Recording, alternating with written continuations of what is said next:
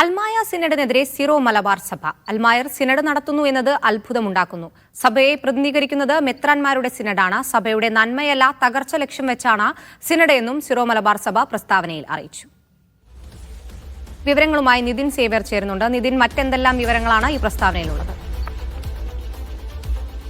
പക്ഷേ ഇന്നു മുതൽ 2 ദിവസങ്ങളായി അൽമായ സിനഡ് എറണാകുളം കലൂരിൽ നടക്കുകയാണ്. അതിനെതിരെയാണ് ഇപ്പോൾ സിറോ മലബാർ സഭ തന്നെ ഔദ്യോഗികമായി രംഗത്ത് വരുന്നത്. സഭയോടുള്ള വെല്ലുവിളിയാണ് അൽമായ സിനഡ് എന്നാണ് സഭ പറയുന്നത്. അതുകൊണ്ട് തന്നെ ഈ സഭയിൽ പ്രത്യേക വിഭാഗമോ വേർതിരിവുകളോ ഒന്നുമില്ല എന്നും മെത്രാന്മാരുടെ സിനഡാണ് സഭയെ മുഴുവൻ പ്രതിനിധീകരിക്കുന്നതെന്നും സഭ ഔദ്യോഗികമായി തന്നെ അറിയിക്കുന്നു. സഭയുടെ അടിസ്ഥാനപരമായ അസ്തിത്വത്തിനെതിരായ പ്രവണതയാണ് അൽമായ ആധിപത്യമെന്നും നവീകരണത്തിന്റെ ഈ സമയത്ത് അൽമായ വിശ്വാസികൾ മാത്രമായി അൽമായ സിനഡ് പേരിട്ട് എറണാകുളം അങ്കമാലി അതിരൂപതയിൽ സമ്മേളിക്കുന്നു എന്ന വാർത്ത അത് അത്ഭുതമുളവാക്കുന്നുവെന്നുമാണ് എറണാകുളം അങ്കമാലി സിറോ മലബാർ സഭ ഔദ്യോഗികമായി തന്നെ പറയുന്നത്. അൽമാർക്ക് മാത്രമായി സിനഡ് കൂടാൻ കഴിയില്ല എന്നും ആ പദം തന്നെ സഭയുടെ പാരമ്പര്യത്തെയും ഘടനയും ശിഥിലമാക്കാൻ കരുതിക്കൂട്ടി തയ്യാറാക്കിയതാണെന്നും പറയുന്നത്. ഇത്തരം മുന്നേറ്റങ്ങൾ അല്ലെങ്കിൽ ഇത്തരം അൽമായ സിനഡ് എന്ന പേരിൽ നടത്തുന്ന യോഗങ്ങളൊന്നും തന്നെ സഭയുടെ ഔദ്യോഗിക അറിവോ പങ്കാളിത്തമോ ഉള്ളതല്ലെന്നും ഇതിനെതിരെ ശക്തമായി തന്നെ പ്രതികരിക്കുമെന്നും വിശ്വാസികളെ തമ്മിൽ തെറ്റിക്കാനും അല്ലെങ്കിൽ